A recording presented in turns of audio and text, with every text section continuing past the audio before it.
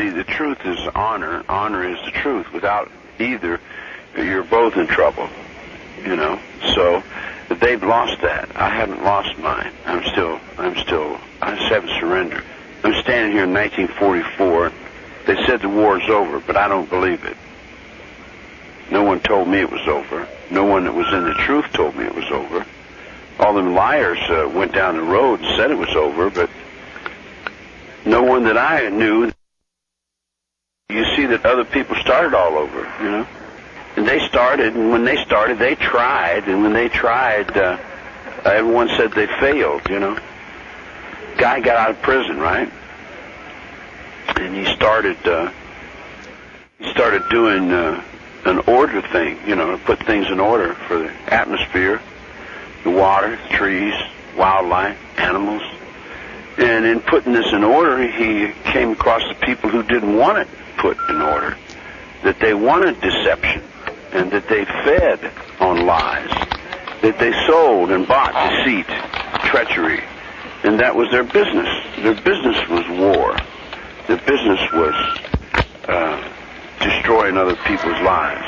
They lived on the blood of children. So this man tried to put some order into it and was pushed off into a world war, because you learn, if you are a man of the mind and you think long enough, you come to the same conclusions that the only way you can put order into the world or anything as far as that's concerned, you must take control of it. If you're going to fix a car, you have to have the car to fix it. If you're going to fix the world, you have to have control of the world to fix it. You can't stop cutting the trees down in Georgia and not stop cutting the trees down in Maine. You can't stop cutting the rainforest in Brazil and not stop cutting the rainforest in Oregon State. You've got to stop cutting trees down, period. There's no slack. There's no in-between. There's no controversy. There's no attitude. There's nothing towards it, but you must stop cutting the trees down or we're all going to die. So, survival is the center in the vortex of justice. Laws and rules, regulations are made to serve man, to serve survival. So to serve survival, we must start all over and take stock on all the graveyards and look at why have we been fighting all these years? What have we been struggling for? They always cover it up and never let us really know what the problem is. They'll cover it up with all kinds of confusion and never let the children know what's really going on. They just buy and sell their blood. And now it's come to the generation of children. It's like the man said, if you cut those trees, your children are not going to survive. And the man said, well, let them worry about that. I need the money now. And that now is dead. That now doesn't mean anything. That now was running in the money.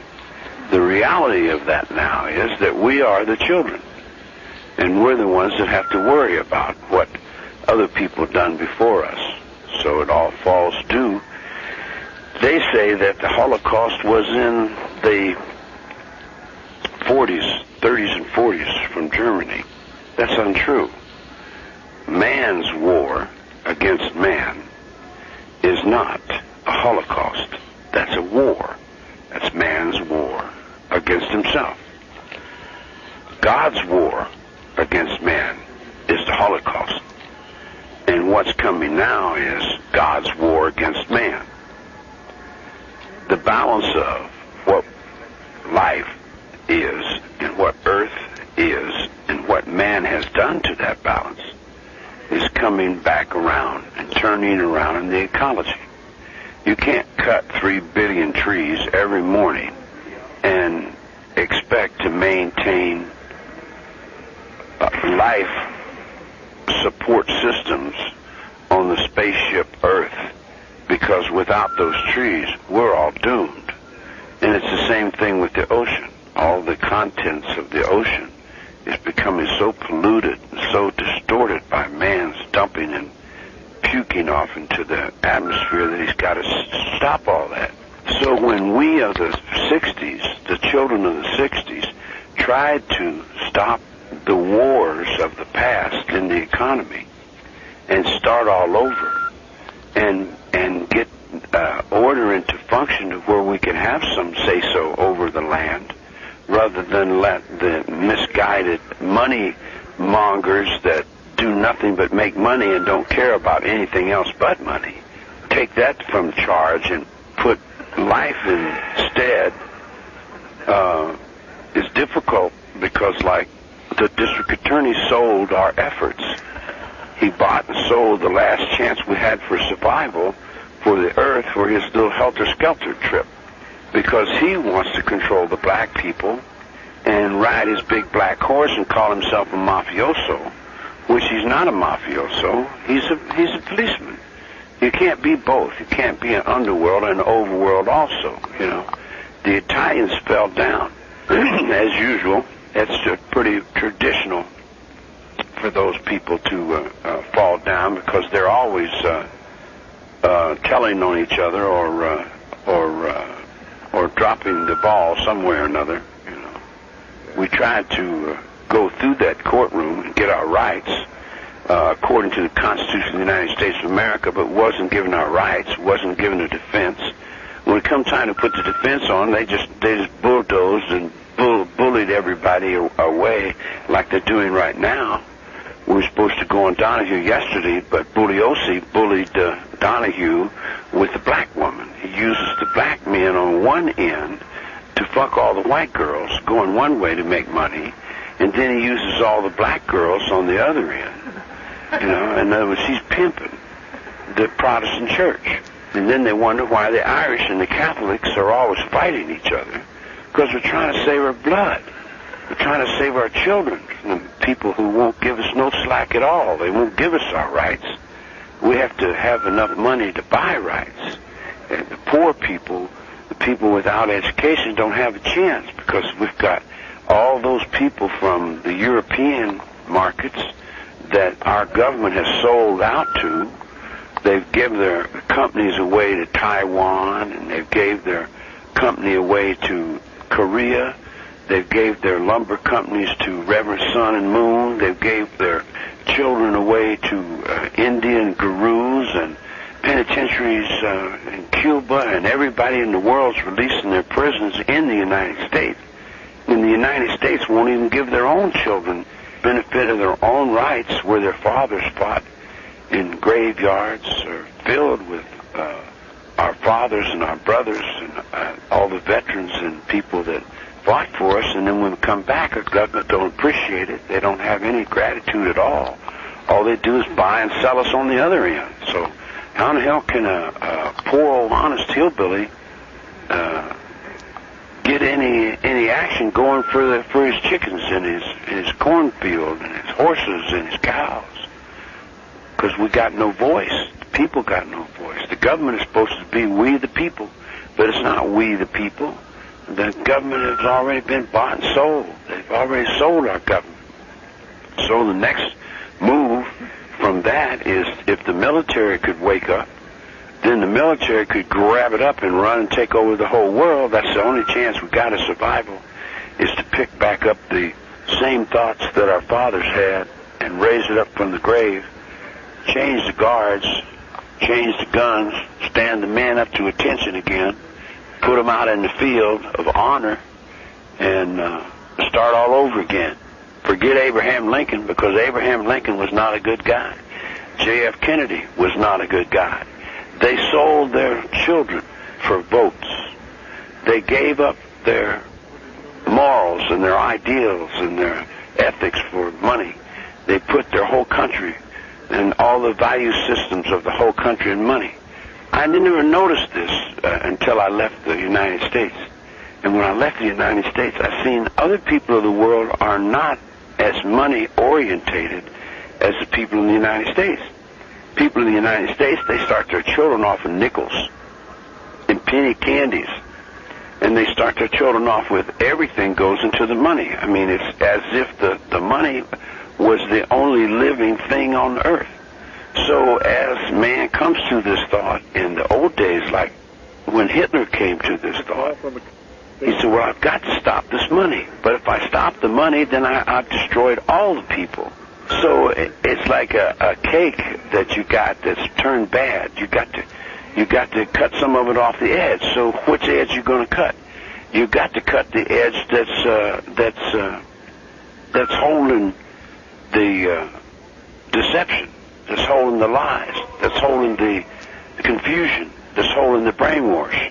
And any man, any person with any mind at all, if you break it all down and boil it all down, what does it boil down to? The people that are rolling your money, the people that are controlling your money, the people that are in control of your media, the people that are controlling your music, the people that are in control of your books, your mind, your legal perspectives. They're in control of your judges. They're in control of your courts. They're in control of your lawyers.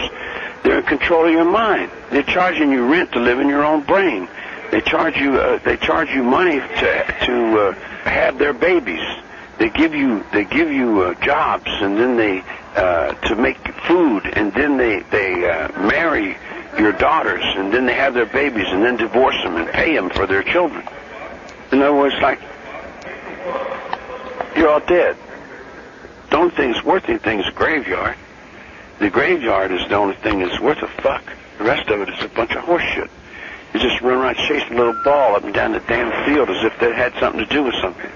And you got these primates that you got out of the jungle out there running around. You're not going to outdo them guys. They'll take that ball and run circles around you, man, because they're not human. Human is an English word. It doesn't mean savage. It means human. Human is an English word. Human means Englishman. The Englishman is the human man. The Englishman is the human man in the English words. The man is only held the definition by the King of England. The King of England holds the definition of what man is, not the King of Africa. The King of Africa holds the definition of what whatever he holds his definition for. But over here in the United States, you've got a hodgepodge of fucking things that have just all mixed in together, and you've jumped over on the Indian's land, and now you want to know what justice is. Go and ask the Indian where his mind is. And they just keep pouring them over here from Europe on him. Now you got all the Orient coming over here. And what does that do to the reservation? Where's that guy? Doesn't he have any rights at all? Where's our rights? Where's our honor? Where's our world? I got it. Down here at the bottom. There's nobody home. The light's on. The radio was playing, but it's still playing. I can still hear 1944. I can still hear 1943. Nothing's changed. Not in my world. Still now. And the same now that was now in the battlefields lay in the graveyards. So go over in the graves and pick your now up. Pick your battlefield up. Pick your army up. Pick your rank up. Pick your names up. All you people that died, you got life coming on earth. You haven't let Jesus come? You don't want to let Jesus come. You want to keep Jesus the devil, you dig? You want to keep Jesus the devil, so you don't want to let Jesus come. If you get Jesus come, he's in your graves. He's all the men that ever died for you, man. He's all the men that ever martyred their hearts and stood up in battle and went off and gave their lives for you, you know. The same thing the Manson family did. Everybody jumped up, man, and tried to change this damn thing. Everybody screaming for change. Everybody begging for change. All the Jane Fondas and the Joan Baez's and all the Beatles and all them guys were all talking about love and peace and understanding. But then when it came time that someone had to do something about it, then the children, they said, do it, children, do it in the road. So the children jumped up and did it. And who did you blame? You blamed some poor old hobo on the road. I'm a hobo out here on the railroad. I ain't got no aspirations to do nothing, but I know, I see, I'm aware, I understand what God is, and I know he lives in man. And if you don't wake up pretty soon, there's going to be nothing left to wake up to.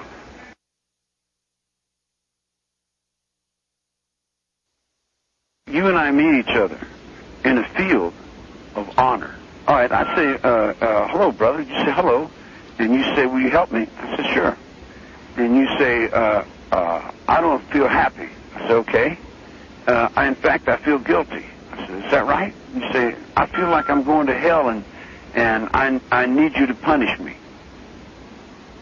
I said, well, I love you, but I don't want to. And you say, I want you to beat me up. And I said, look, man, I'm not into beating people up, you dig? And then you say, well, if you really love me, you'll kill me. I said, look, man, I don't want to kill you. You said, well, I'm tired of living and I can't face death and I want someone to kill me. And you love me and you're the person that does what I want you to do, so what I want you to do is kill me, you dig? And I said, look, man, I'm not into this, you dig? And what I'm talking to is society. Society wants to die. A car drives down the street, they throw cigarette butts over in the rainforest. They burn up the damn trees just because they don't want to put the cigarettes in the ashtray, and they don't give a fuck. They throw their garbage out on the road. They throw their trash in the ocean. You got 10 million people pissing and shitting in the goddamn water. They don't want to get up off the water. You dig? You tell them, man, you're killing us. You're killing your children. And the children are trying to get out from underneath this goddamn bullshit. Now, where does love become love? Is love only love if it doesn't go in the battlefield? Does love put on a uniform and take up a gun and go into war for its country? Is love a retired veteran that limps around and wheels in a wheelchair and his guts are in a bag because he fought for his God and his country? I mean, where do you draw the line on what love is and what love is not? You go to the graveyard and you look at all the martyrs of the heart and all the men that have given their lives for God and country, and then you come up and say, well, where did Charlie go wrong? Did Charlie go wrong? Or was the ocean of the spiritual movement in the world to bring change into this planet, did it start way before Charlie was born and everybody else is wrong? And could you say that Hitler was right, that when he got out of prison he woke up that everybody was buying and selling life and there was no one there? It was just a bunch of hamburgers in the butcher shop, a bunch of meat hanging up, because the United States can't even kill their own cows. They got to import people to kill the cows. They don't have enough fucking soul to change and help their own children. They can't even forgive their own children. They'll let the fucking world bring people and empty prisons from India, empty prisons from Cuba, from Latin America, from Puerto Rico. They empty prisons from all over the world to the United States, and the United States can't even forgive their own children for doing exactly what they raised them up to do. They want to blame Manson for being the father of their children. The president of the United States is supposedly the father of us all. He's supposedly the leader of... Well, you convict me for the leader of the family and then give Nixon immunity? You know, he killed a lot more people than Charlie did. You know, if Charlie was capable of doing something like that, wouldn't he be better in the White House than Nixon?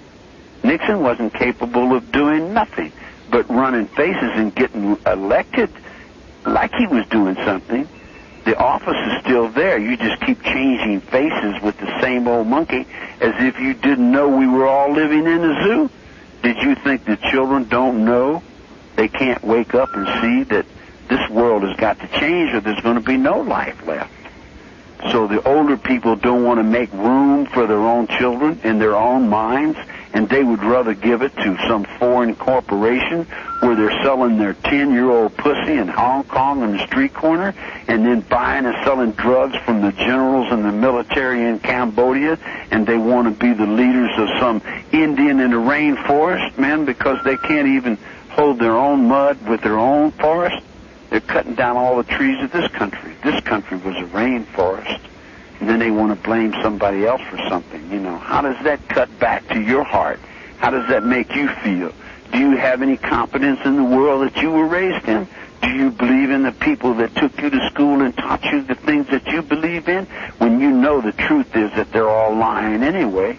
And then you'll have them goddamn monkeys jumping down in the street singing that motherfucking rap shit, telling you about something that they heard and they was only catching it from right on, that was giving it up from your children laying down in the gutters dying, trying to hold your motherfucking ass up while some egotistical punk wants to be a rock and roll star, you know, by using your divorce court and the misery that you create with your own fucking kids, you know. So how are you going to count that back and say that you belong to somebody? You can't belong to anyone. The spirit and the soul of the Second World War is what you're rolling in. I'm already rolling back to the First World War. I'm over here in the Confederate graveyard. In fact, I'm deeper than the Indians. I'm in the mounds now. I'm in the mounds looking around at the ground saying, how can I save these bugs? If I could save the bugs and the birds and the goddamn bushes, if I could save a few snakes and some rabbits and a coyote and maybe a wolf or two and maybe a bear or a deer, I could probably find some place to live in between that. But as far as the humans are going, they're not going to let nobody live. They won't give no rights up in their courtroom unless they're scared of you, unless they're afraid of you. If they're scared of you and they think, and you're big and you're bad and you're tough and you got guns, they, oh, well, we like you. You're just a wonderful human being. But if they're not afraid of you and you're poor and you're honest and you're truthful and you got honor, all the honorable people are in the graveyards already. They don't have to worry about no honorable people. They're all dead. Even they train Oliver North to get up and lie to the world in the Marines uniform. After the Marines fought and our wars and died for us in all of our battles, then they get some fucking asshole like Oliver North to get up and lie in front of the whole fucking world and then wear a Marine's uniform in the court with a lie in his mouth. A real Marine would have knocked his brains out because he had no right in that uniform after lying. When you lie in the uniform, I don't give a fuck what uniform it is. If you lie in that uniform, you're going to lose your uniform sooner or later. That's probably what they're doing over in Grenada and all them island countries. They're probably giving up the chain of command to Africa. And then you can have Wendy Mandela over here telling you how the moon's going to shine with Jesse Jackson when he tells you in church that he's lying and faking and double dealing about some white whore on the goddamn street corner with some black Muslim wearing a white hat talking about he's somebody's daddy and he's the original man. Circumvent biology and chemistry from Norway and find out why the doctor's over there helping those people when he can't even help his own up out of the goddamn penitentiary.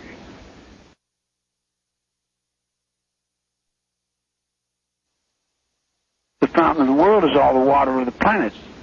We're going to have no water unless we throw away them Feather Rivers. In other words, when he woke up when they put that first Feather River in, when they put the first Feather River project in and brought all that water out of the desert, they started destroying the state of California.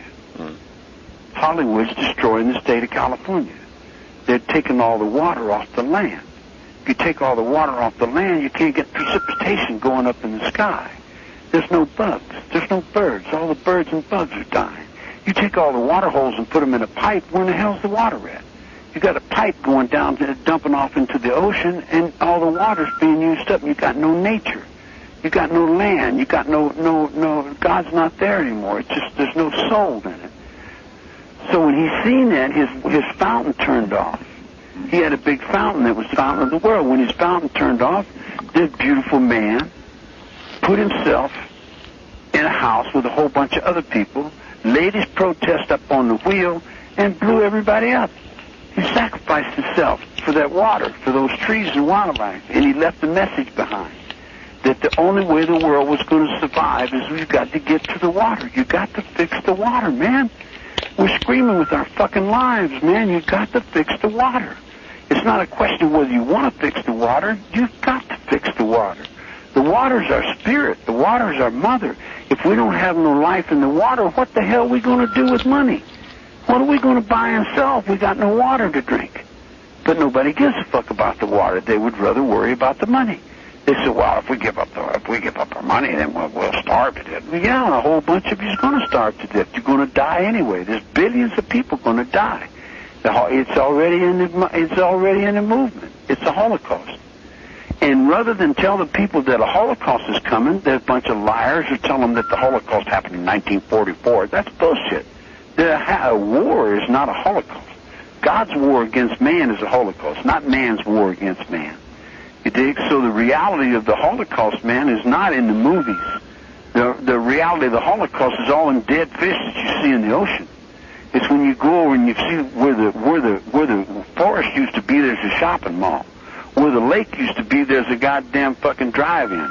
Where the freeway is, there used to be a creek and a river. And where prisons are, used to be lakes. So all the prisons are in your lake beds where there used to be. It took nature 50,000 years to put the beginning of a lake here. It took man and the bulldozer 5 years to tear it up. So we're tearing up all the land. We're tearing up all the precipitation. We're eating up all the goddamn fucking resources to where there's going to be no energy. No energy left, no resources left, nobody left. So, 1,000 people in this ship. And there ain't going to be that many people survive it anyway. You dig? So how many people do you want to live in the world that you live in? You don't have to let all them people live in the world you live in. If you get up and you do a good job, if you get up on the stage and I do a good job and they all, man, would be jealous, they want to get up on the stage and push me off. They'd want to fight me. They'd want to bite me and pull on me and grab me. They want to pull me to pieces and tear me to pieces, man, because they want to be me so bad they don't want to let me be myself. I have to run and hide in the desert. It wasn't that Manson turned. It's that you guys turned, see. Here's the perception. You think the Grateful Dead was the hippies. The Grateful Dead wasn't hippies. All the people that got busted in the 40s were the hippies. The Pachucos were hippies. All the guys that used to smoke grass in the 40s and 50s all went to prison and suffered. And then the upper middle class people come out and found that what they were doing was cool, so they started doing what was cool and started using our language and rapping our rap and talking our talk and walking our walk and growing our hair and growing our beards and then coming back from the beatnik land like they were hippies, like they had come up on something new. Then they sacrificed all the beatniks and that created the hippies. Then they sacrificed all the hippies and that come up the yippies. And every time it gets right up to where the Jew's supposed to sacrifice himself for what he's preaching, and the people that are in the peace movement are supposed to make moves so they can have peace, they all turn back to war and get uniforms and get crew cuts and go to Wall Street and say, well, we done growed up now. We're not hippies no more. We're dippies or slippies or what do they call them? Yippies. We're yippies now. All the yippies were hippies that didn't want to stay with what they were saying. They were saying they wanted this change and they wanted to stop the war, and all the Joan Baez's and all the motherfucking Patty Hearses and all them fucking asshole bitches that in the movies like that, Jane Fonda and all them fucking dizzy-ass fucking witches, they wanted to change the world, but when the children that were living up underneath that dogma turned to change the world, then they fucked up and said, well, that was all Charlie's fault. Charlie did that. Charlie got all those children in trouble. He brainwashed all those children to do that, but Joan Baez and all them Nancy Sinatra and all them ass witches, these boots are made for walking all over your ass, you dig? So then they come back with all that motherfucking horse shit and say that I was the brainwash capital of the world when they were doing that long before I came on the set. I had been in Mexico City, man. I had been living down in Mexico City, and when I got busted, I hadn't even been on the streets of the United States of America for over 10 years. You know, well, almost 10 years, a 10-year sentence, about 7, 8 years. So then when I came back, they said I introduced everybody to acid. I didn't even know what the fuck acid was until 67, 68. Some kid on the street corner gave me a tab of acid, man. And I didn't know what the fuck that shit was, you know. I'm not a generation of the 60s. I'm a generation of the 40s, the 50s. And they try to make me into a generation of the 60s. I appreciate those kids, man. I thought they did right. I thought they did good. I really did. They sacrificed themselves and gave themselves to stop a war that they didn't want to be responsible for. You know, they did what they felt they had to do. And I didn't say they was wrong. You know, I didn't judge them. I just walked along with them, man. I was their friend, and I was their brother, and I'm still their friend and their brother, you know. And everybody wants to blame me because they don't have enough brains to take responsibility for the things that they don't know. And all the cowards and fakes and phonies, they keep covering me up and won't let me present what I know about the situation. Like Vincent Bugliosi was supposed to do an interview with Donahue, right? So Vincent gets this black woman and calls this black woman and says, yeah, he wants to do the interview with me, you dig?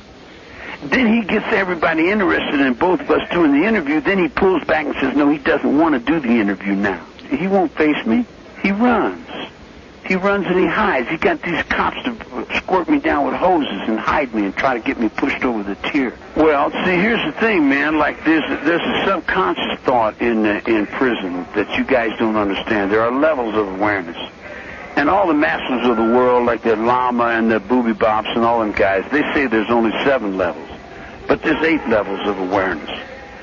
And the 8th level is that you don't tell. You can't tell what the 8th level is because there's only one on it. They have a Section 8 in the Army discharge that's called crazy. You know, that's the center of the vortex of all the intelligence of the military, and that's the majesty of the king. When you resurrect majesty and you get majesty rolling in a bunch of programmed brains, all those programmed brains start going crazy. They start freaking out. They freak out and go crazy. They go insane.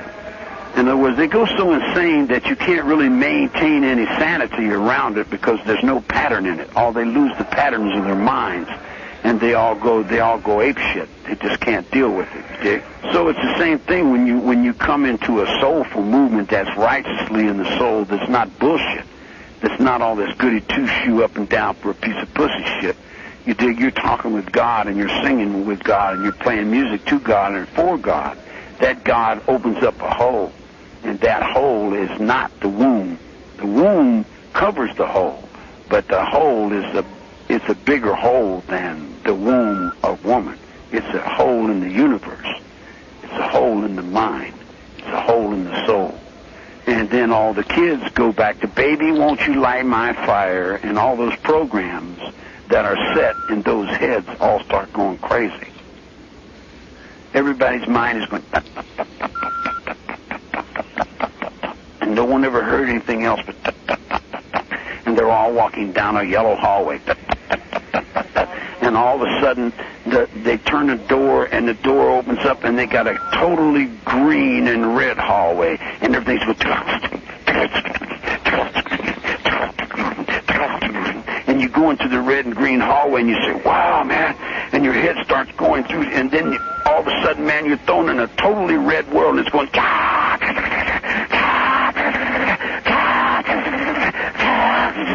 and then after you go through all these different levels and you come out and you see God in you, and God is all around you, and God is everything, and you are everything, and everything is a part of you, and then you say this, and you know this, and you feel this, and you have this in your soul and in yourself, you dig? And it just scares the shit out of everybody, and everybody gets to running, and they get to hating you, and they think you're bad, and then they want to kill you because they feel if they kill you, then they don't have to think about this anymore because they don't want to face this level of reality.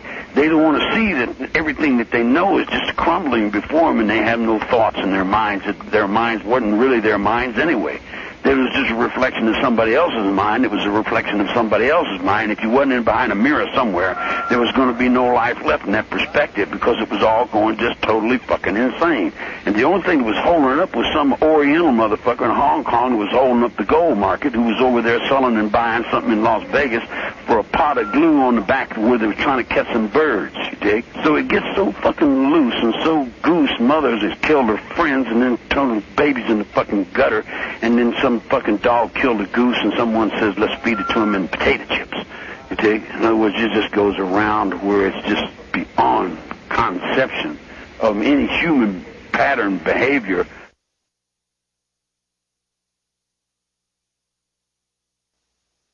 Years ago in prison, man, prison was only to give a man a chance to start all over. It was Christian justice, to give a man a chance to be reborn.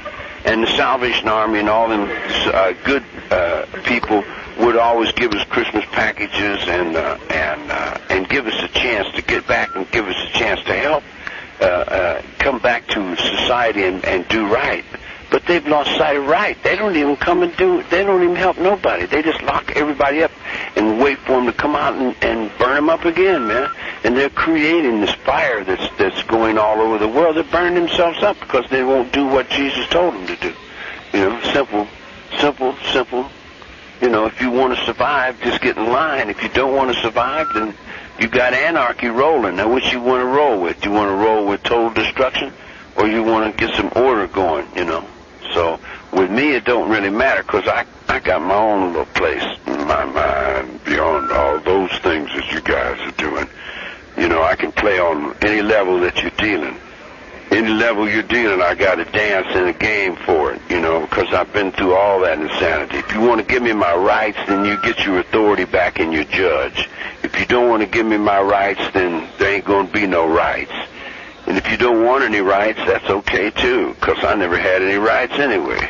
You know, I was just walking with what you say, like I didn't need what you said. I always said what I said, and I never really told anybody what that was. I always kept that to myself because I'm a hillbilly. I live up in the mountains. I make moonshine. I got a long gun, and I shoot a long ways, and I'm God in the holler.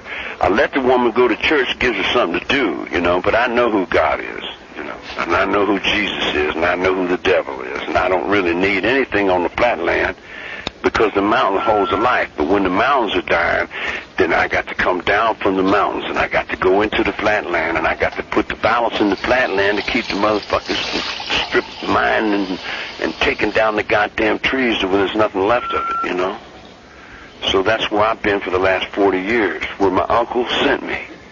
My Uncle Jess told me, don't go to them schools, boy, keep your own mind. He said, the mountains here are dying. You got to go down there and get it. I'm just one little kid. He said, well, it's just one little world. Get on about it. Do it. You ain't got no choice. So it's the same thing I say to you, You got to stand it up and do right with it and get it in line or you ain't got nothing left. It's that simple, You say, well, you want to wait till it gets to you, and it's already got to me, and I've already passed it on through you, And whatever you and me is just two words that somebody else is playing because I'm already in the zoo looking at you, So if you don't want to come back to that, and the guy said, oh, look at him, Charlie talks like them guys. And he said, well, no, them guys have been talking like Charlie, but you've been holding Charlie upside down all his life where they catch up on catch can, come back and say what I am, say they invented that, and then break through New York, say that they was doing that too. Because that was insanity for somebody else that didn't understand me. And there was no you. It's a female goat, unless I say the level that I exist on, That's in the one of my horse. And I got 83 horses right now. So I got 83 heads in that one thought and about 6,000 waffins behind my noose. Yeah, that's why I put that thing on my forehead so you could all see it. Look at it real good.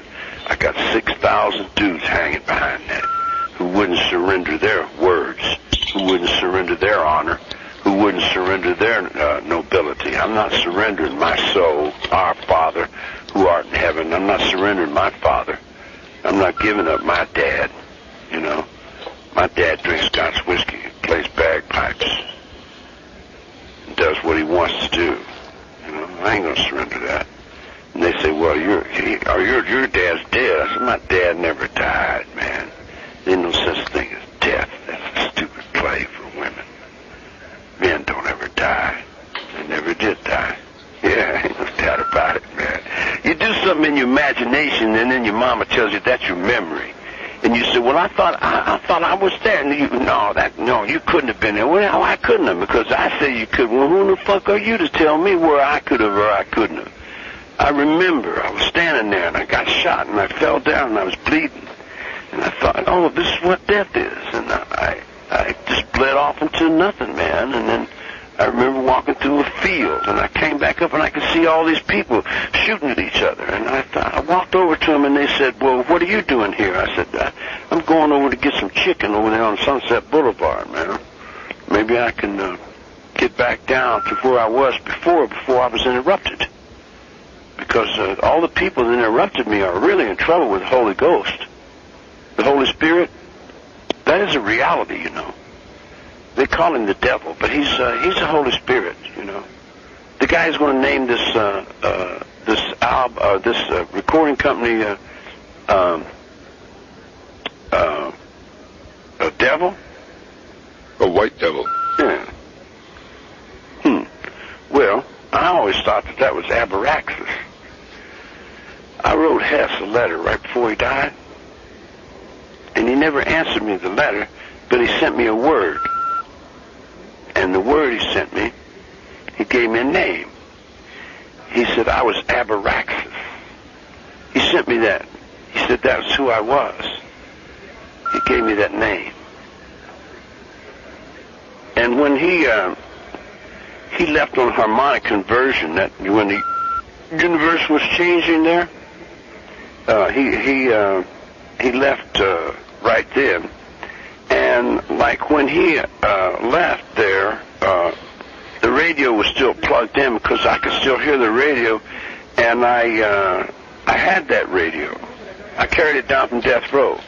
And then I loaned it to a kid, and he lost it, so I had to get it back. So I went through a lot of changes to get it back. So, in fact, I just gave a guy $10 to fix a speaker on it for me. Now, that's been an old thought in China, and the Orient had been up on that for a long time.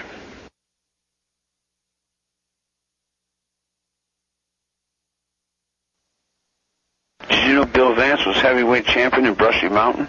9 years he ruled the roughest penitentiary or one of the roughest prisons in the United States.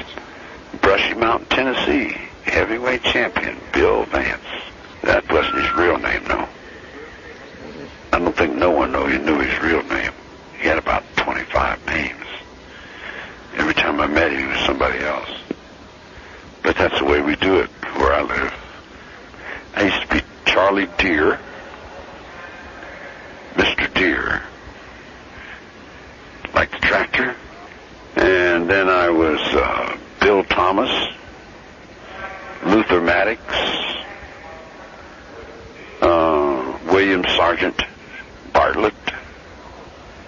I bet a lot of different guys, man. Riff Raff Rackus. Riff was my favorite name. Royal Air Force.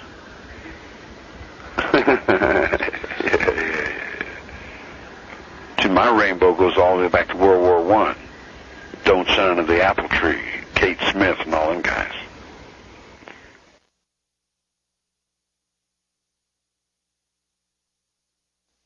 In prison, all the convicts tell these people what they want to hear.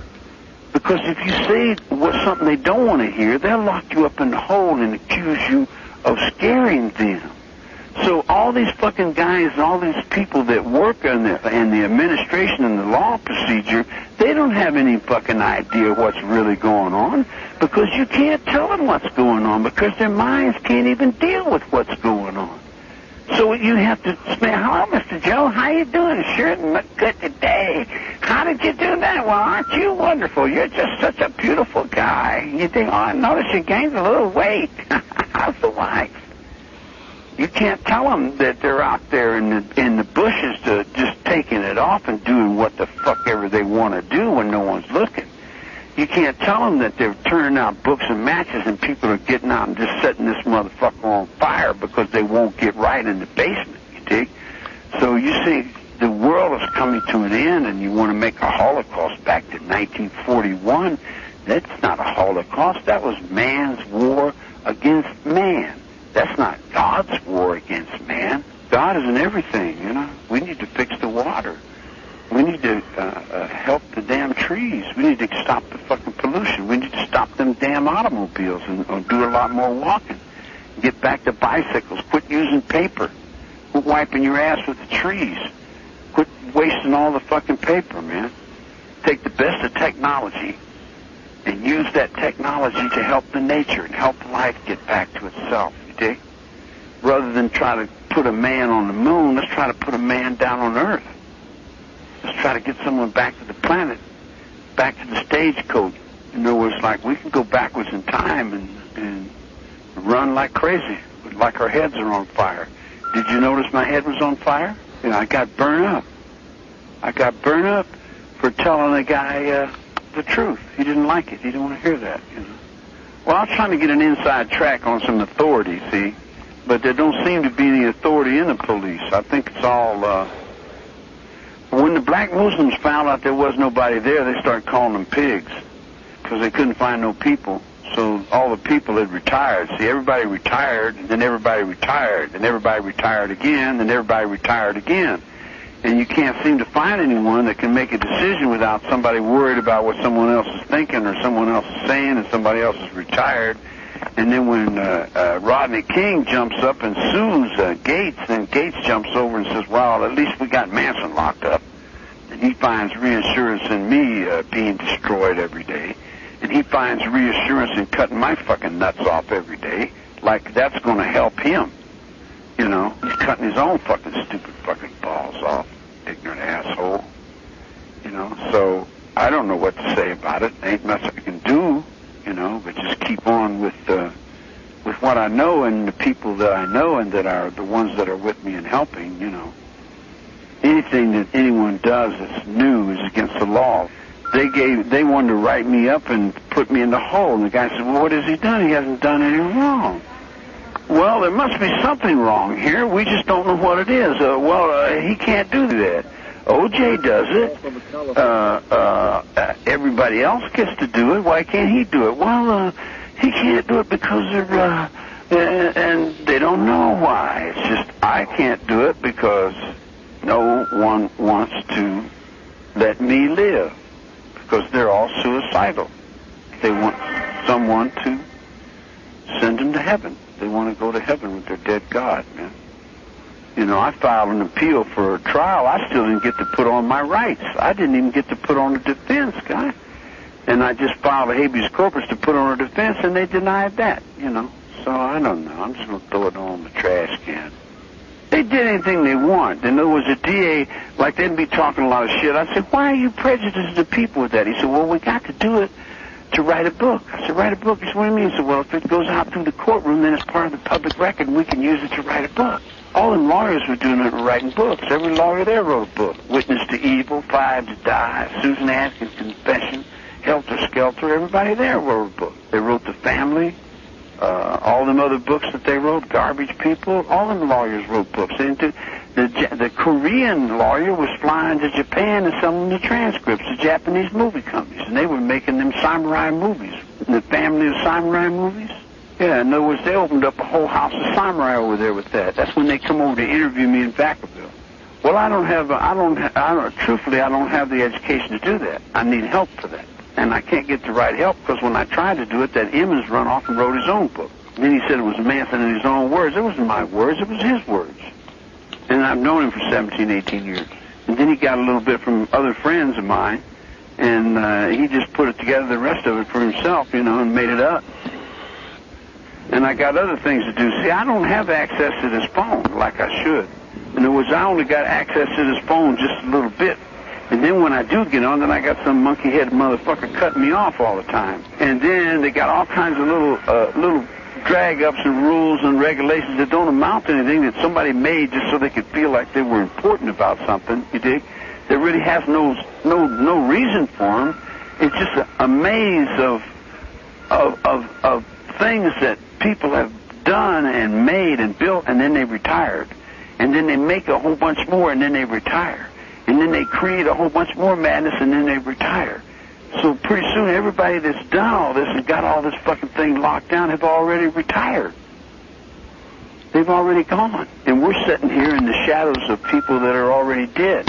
You know, that's why some of them prison gangs that are getting outside and running that shit outside call themselves the Crips. Crips are really all over everywhere, man, because the people are waking up to the graves. They're waking up that the people that are alive are not really alive. They're the dead ones. The people that made up this goddamn game are already dead. The people that are living in the game that is made up, they're only programmed to it. They're programmed through school and their mother's fear. They're programmed through bullshit. They're not even here. They're only a programmed pattern in their brain, like a robot, man. Like they're Robocop. You know, like they got all these Robocops just running around, just play acting the games that other people retired with, and you know, it's gone, man. It doesn't exist. And there was penitentiary that they don't even know what the hell they got a penitentiary for, or why a penitentiary's for. They think a penitentiary's to lock people up, and then they say no, a penitentiary's to punish someone, and then they're not sure, and then they're splitting their attitudes, and they all put on suits and get in circles and put on faces and lie to each other. They're not telling the truth about anything. The truth is that they're just bullshitting themselves. They give you parole one day and take it back the next. You know, in other words, then they change the rules, and then they change the rules to change the rules with. Now they want to come back and take away the rules that we fought to change. And then we fight for a group of people to help bring change and off the oppressor, and get him off to where we can get out of the oppression. And then these other motherfuckers that were fighting for the oppression join the oppressors, and then they come back doing the same goddamn thing, only worse. It's just a circle suck of bullshit, you know, and it's all doomed to destruction because no one will give it a chance to live.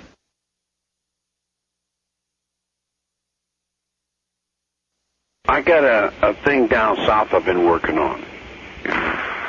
that might come true. A couple dreams and a couple of, it's hard to make a reality. Everybody's stuck in the realities that are already made and locked in the movies that have already perpetrated those realities, It's like when I got out, I went to Universal Studios, and this Hebrew producer told me he wanted me to help him write the music for a movie about the second coming of Christ. He told me that he wanted me to play music with a guy from South Africa and another guy from Africa. And I told him, man, my uncle would shoot me for doing that. I said, no, I don't play music like that, So then he blackballed me from the music system and then burned all my music up because I wouldn't go along with his trip, see? So what he was doing is he was using the black people on one side of town to play his music and make money, and then he had a Hebrew woman with kids on the other side of town that he was giving the money to. In other words, and I said, oh, you got a little double thing going here, You want to call people racist if they don't use people. I said, I don't use black people. I said, because if I use people, then I'm used by people. So I don't want to be used by anyone, so therefore I'm not going to use anyone, So we had a big thing there, and I was going to shoot him, but then I thought, well, if I shoot him, I'll go back to the penitentiary, and I didn't want to shoot him, because I didn't want to go back to jail. So I went through some changes, and I lost the music there, and then the Beach Boys gave it back to me, See, the music is mine all the way back to divorce court in 1953, 54. But people keep stealing it because I don't have any backup. I don't have a brotherhood that I'm supposed to have that goes because they use the money for a brother like this. I was supposed to do an interview with Ireland. Ireland came back to the interview with Donahue. I was supposed to do an interview with Donahue. Vincent Bugliosi, the Italian, calls a black woman who works with Donahue and tells her that him and I are going to do this interview. You dig? Then he tells her that he doesn't think the interview would be a good idea and he doesn't want to do the interview. So they cut the interview back.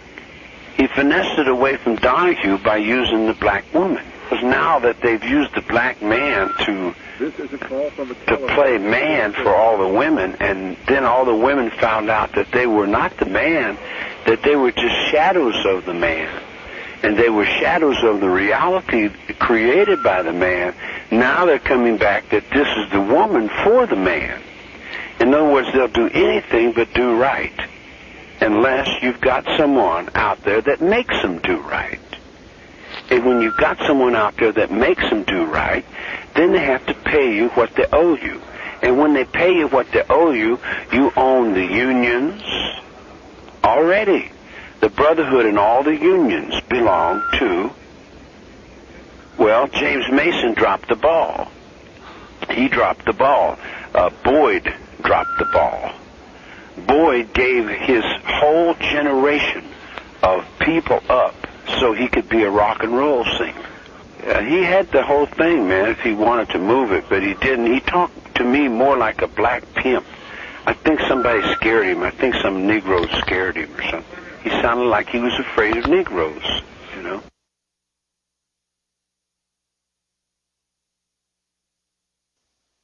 All those kids that did all those things they did in the 60s, I never directed traffic, but I did influence a lot of people in a lot of ways, And I don't think they were bad ways. I think they were perfect. I think things are the way they are because that's the way they're supposed to be. If it wasn't that way, then it would be different. We just got to keep working for the change of that in order to realize that God comes through us as well as we are that in our own understanding as much as we can understand it. Does that communicate to you? It's like you are whatever you are, and if you've got no God, then, you're beating yourself out of something, even if you make it a rubber band, it's still, it's just a word anyway. So you say, all right, God of sun, the God of moon, the God of rain, God of more gods you got, the better it is, It's like you take everything for God and then say God is everything and everything is God, and that's me because I'm perceiving that. I'm conceiving that, and I'm believing in that. And if I believe in that, it's in me that I believe, so it has to be inside of me, you know. So I have to look at me first, get me straightened around, and the guy says, well, then you're prejudiced because you're against us. I said, I'm not against anyone. I'm for me. If I can get me straightened around, I get me in order, then I'll deal with you. But until I can get me in perspective, you dig, how the hell can I deal with anyone else? Because it's my world. It's my world, and I've worked to straighten it out. And I've straightened it out in my world, in my mind, around the world 3 times. I got all my children back on the road. I got all my stuff straightened around as much as possible, you dig? And I'm still working on one world. I'm still working on a one world government. I'm still working on a one world economy. I'm still working on a one world army. I'm still working on a one world everything, you know. One world computer, put all them computers together and come up and put the calculations of all the atmospheric problems we have, ozones, bones, and all that, and put it up on that damn computer, and then ask for the readout, and you'll find out I'm right. And then you find out we got to eliminate a whole lot of numbers on a lot of different levels. You know, we got to scratch out some old programs and put in some balances for those programs. You know, because our minds are capable of thinking in forever, just like a computer thinks in forever, right? Yeah, and you can't lie. If you lie in one of them, you lose the program, right? Well, then I'm a computer. Then I'm your computer, you know. I'm hooked right into your computer. Your computer's me and I'm it. We can both think in forever. Because I think in forever. I'm standing here in eternity right now, man. And then when I start talking that shit in the 60s, everybody says, oh, this crazy old fucking hillbilly, man. You can't think in eternity. I said, what do you mean I can't? I've been doing it all my life, you dig? And then this Hindu comes and tells me, wow, you must clear your mind and not have any thought at all, and then you'd be next to God. I said, well, I must be next to God because where I'm from, they call that stupid. You know, I mean, I've been stupid all my life, man. I don't think nothing, you know. I don't want to think anything. If I start thinking something, then I have to go to school and, you know, put it in pattern. I ain't got no pattern in my mind. I'm pattern without pattern, you know, I'm beyond the pattern, you know, so the computer still goes beyond the pattern. I can take a couple more steps up. I can take that computer a little further out, compute all that data in the atmosphere and how many square inches of atmosphere and how much pollution we're putting into that atmosphere and how much we need so many trees to keep combating that pollution and rejuvenating that life support system. Here's my thought. I want to take a nuclear submarine and turn it inside out. You put all the computer on the life support systems. You got to have air and water. You turn the computer inside out and make the world a submarine and then work for your life support systems. Put life support systems on the computer as being the primary function. If you don't have any life support system, that's it. It's over.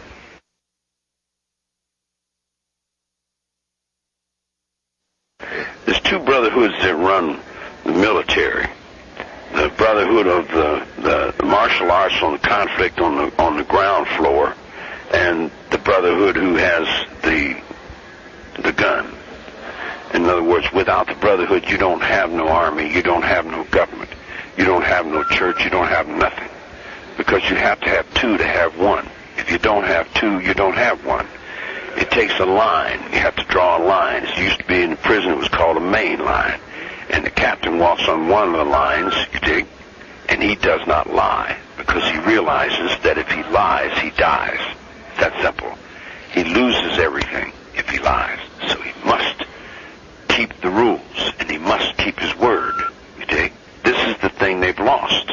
They lost that with James Mason, see.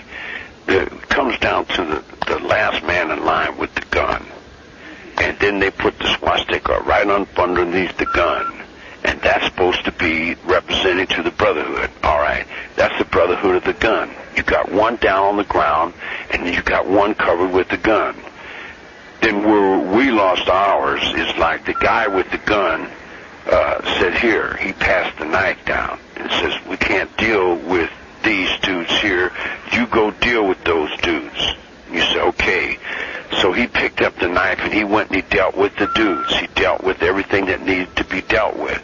Then the guy said, all right, pass me the knife back. So he passed the knife back, and when he passed the knife back, he gave it to the other side. He went over to the other side and gave it to them and put them back on himself, thinking that was really cool. And he lost his brotherhood. That's the reason that thing fell off the bottom of that gun. He lost his swastika and he lost his brotherhood for lying, because he thought it was a big joke to stab somebody in the back. They just took a life for him. If somebody's given their life for you and they're going into the battlefield for you, you can't very well laugh at them when they come back.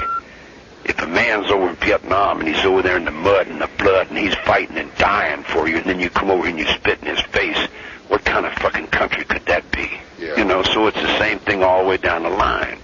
All the way down the line, people think it's slick to get over on somebody else because they're in a down position. And they find their strength by sacrificing their own lambs, but they're not sacrificing the lambs of their enemies. They're only sacrificing their own children. They're sacrificing their children for somebody else's children.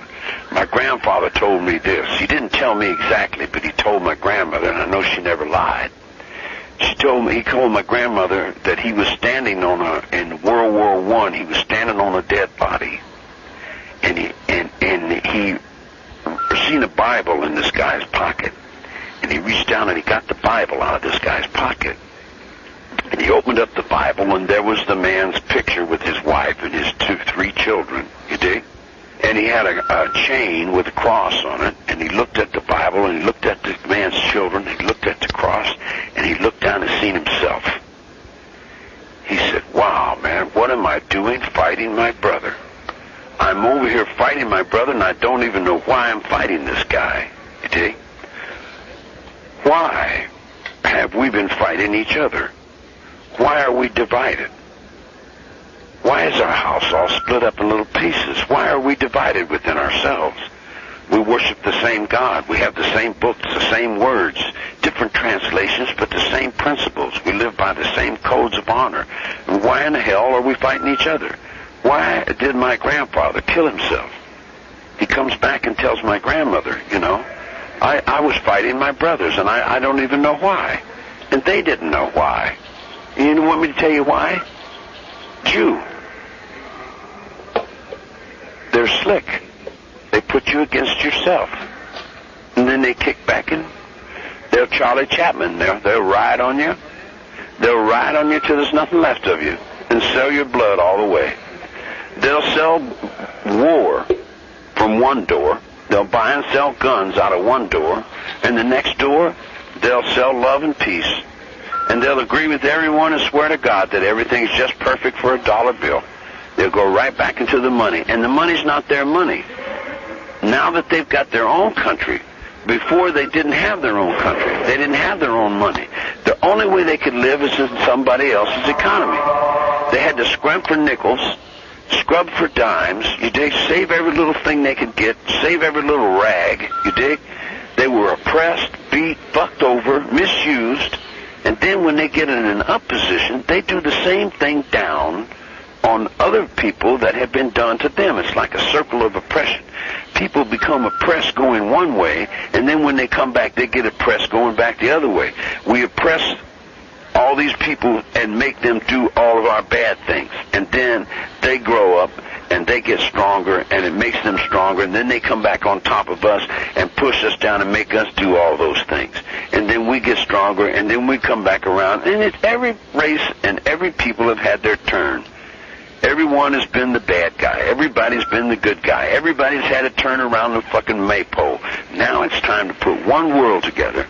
It's time to put one government together, one economy together, and put it in order. Because if we don't, there's going to be no atmosphere left. There's going to be no trees left. There's going to be no wildlife left. We're not going to have anything.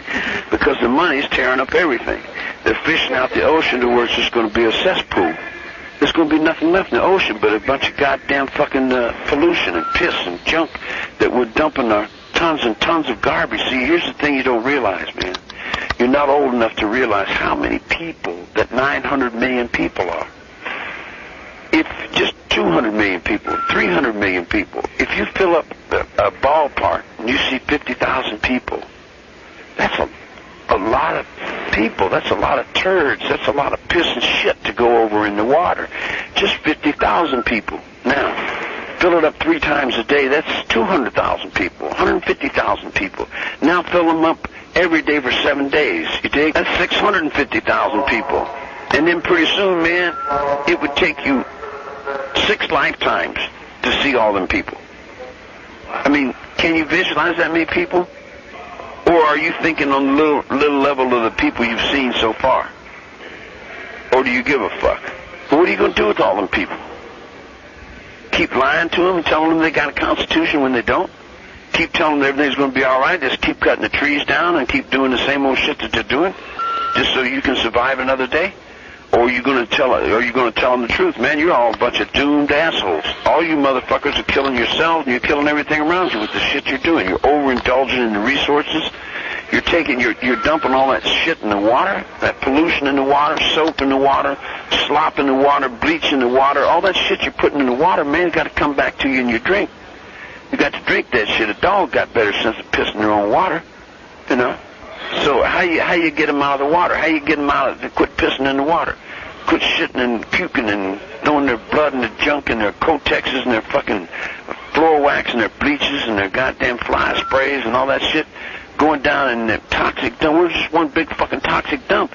Now you try to face it and do something about it or stop it, and then they call you a criminal, lock you up in the nut ward. Do you know how many people have been sacrificed in this very same thought? How many people have jumped up on the freeway and tried to stop all the automobiles and wounded 8 or 10, 12, maybe 15 people, killed maybe 6 or 7 people, went to court and got the designated nuts and went to the nut ward and hung themselves and died? Trying to stop the damn fucking machine, and it's just, you know, and everybody covers it up and lies about it and goes on about it and don't want to look at it, you know, and as if it doesn't exist, you know, that everything's going to be all right, you know. I don't know. I just reflect like the mirror, you know, and like if it all just goes down the shitter, it really doesn't affect me because I live like a bug anyway. Well, you know, I live over on the road. I live over on the campfire, you know. I'm a hobo, man, by all means. I'm really a hobo, you know, in the fullest extent. Because I live in a sleeping bag, man. I don't even need that. You know, I'm pretty free. But I do love the earth. And I wish there was some way that I could have some influence on how to fix it, how to straighten it out.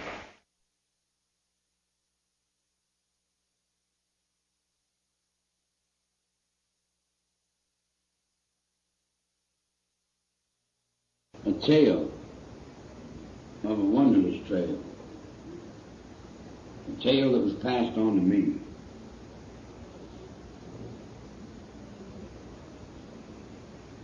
Of a man with his back to the wall. And all the flip guys who think they're wise, you can take heed. Avert your downfall. I'm a wise egg, I can lie, steal, and beg.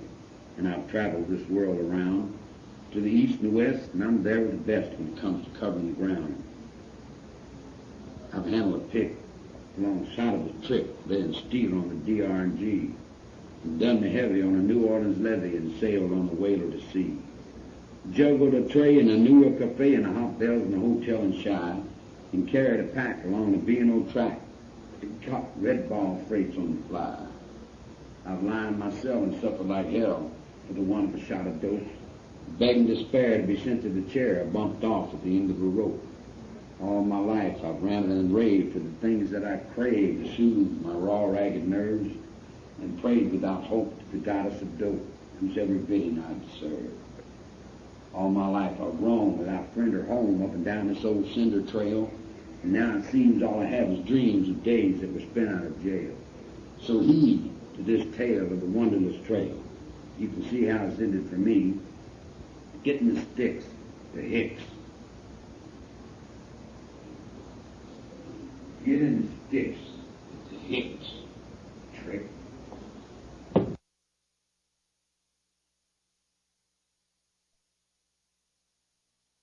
was a balmy summer evening. and a goodly crowd was there, which well nigh filled Joe's bar room on the corner by the square.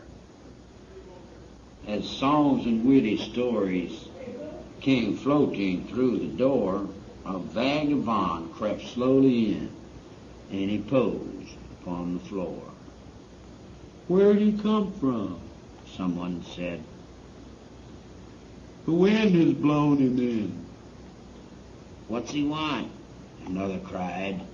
"Some whiskey, rum, or gin?" "Here, Toby, sick 'em, if your stomach's equal to the work. I wouldn't touch him with a fork. He's filthy as a Turk." This badinage the poor wretch took with stoical good grace. In fact, he smiled as though he thought he'd struck the proper place. "Come, boys, that's what I want, a drink. I'm out of funds, you know." When I had cash to treat the gang, my hand was never slow. You laugh as though you thought this pocket never held a sou. I once was fixed as well, my boys, as any one of you. There.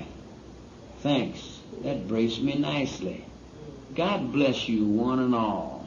And the next time I pass this good saloon, I'll make another call. Give you a song? No, I can't do that. My singing days are past. My voice is gone. My throat's worn out. My lungs are going fast. Say, but if you'll give me another whiskey, I'll tell you what I'll do. I'll tell you a funny story. And a fact, I promise, too.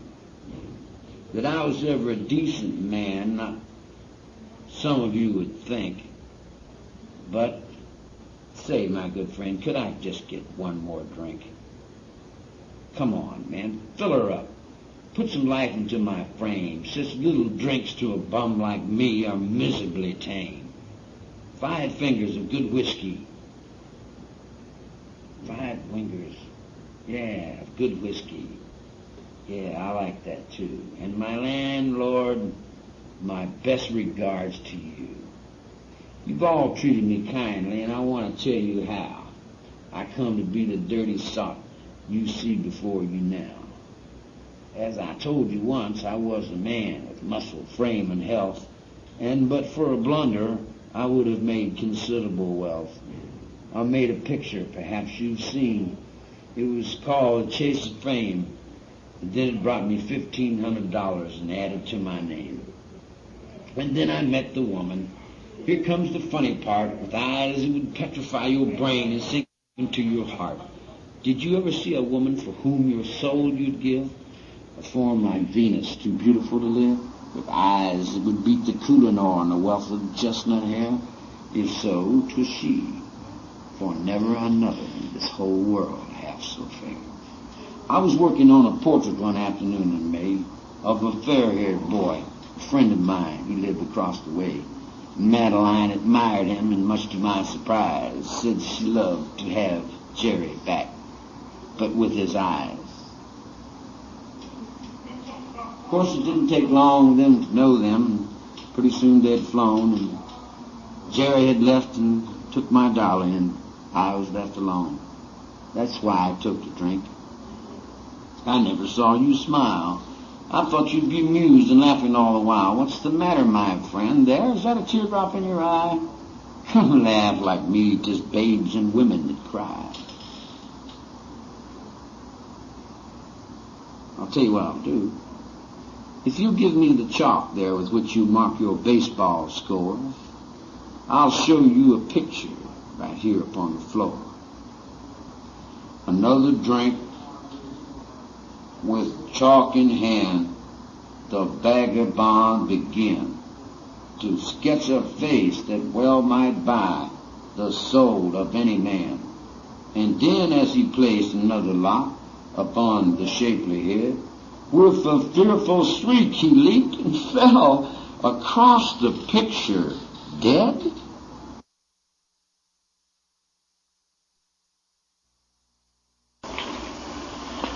Hey, Butch, how long does a dog live? 12, 15 years.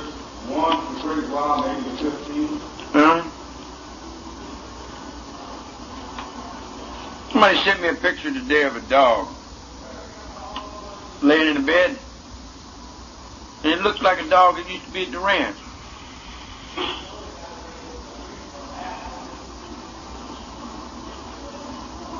And I was just thinking, that's been so long ago, he'd probably be dead by now, huh?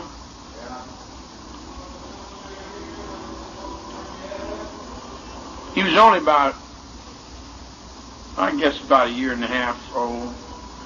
When I had to get on the run, I gave my brother a dog in 68. Yeah. When I went on the run, by the time he was getting his dog, that dog was about 7, 8 months old. Remember the shepherd, he still got it. Still chained up to his fucking front door. He ain't never let that poor fucking dog off that chain all them fucking years, you know?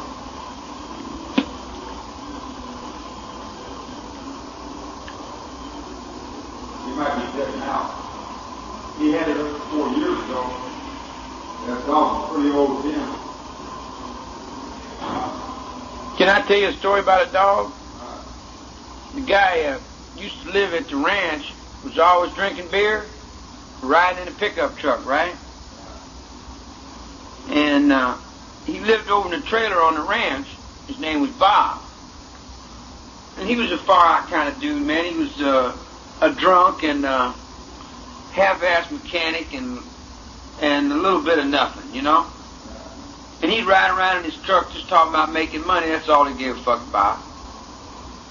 And he told me, he said, for God's sakes, man, whatever you do, don't take that goddamn chain off that dog. And Butch, that dog would lay there and pee on itself.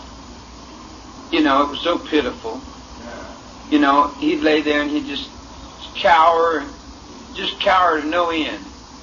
Piss on himself and just waller in it, you know, and lick at your shoes and make his paws go up and down. And I figured he belonged to the other guy. I wasn't going to bother him, you know. Till one day the other dude was gone. And I thought I'd let the dog go for a walk. And keep in mind, Butch, we got 35 dogs at that ranch, and every one of them is like a wild dog. They don't have names. They got names, but they don't have, they never had a bath. And if they don't catch rabbits, the only thing they're going to get is some old dried up puppy chow, you know, that Purina shit with the 50-pound bags. You know, in other words, I got all the dogs on the end of the city. They're eating at the ranch, see? And I'm letting them be, right? So I let this motherfucking dog up, and there was a goat way down at the end of the motherfucking thing. That dog grabbed the first dog and just chewed him up and threw him up against the wall. Reached for the second one, and it was gone. You dig? He tore up 2-3 chickens going across the thing. His hair stuck straight up on his back, and he was off. You dig what I'm saying? Huh? What? Oh, man. Boy, this motherfucker was strutting, Jack. And he jumped up, man, and his teeth was about 3 feet from that fucking goat, man. When I finally got over there and got on him, and I put my knife up over his neck and told him, now, you motherfucker, you. See what I'm saying? So I had to get that knife back over him to lock him up, dig?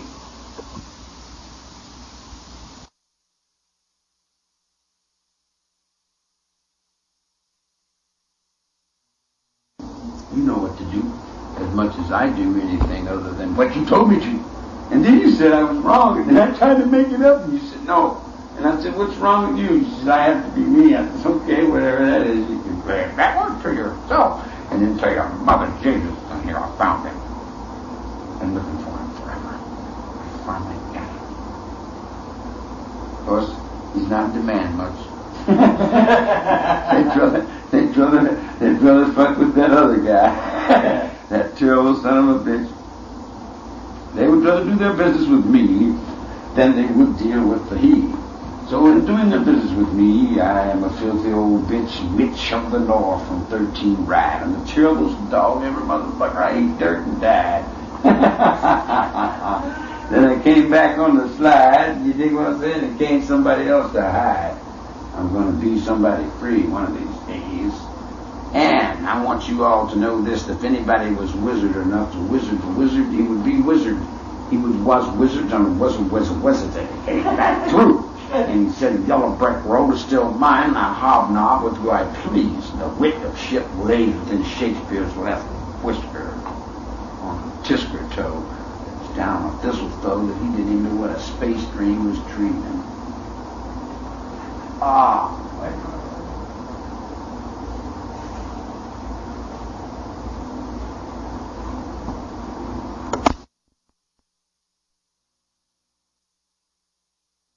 This wizard's lesson was brought to you by the Insane Incorporated, unassociated situations of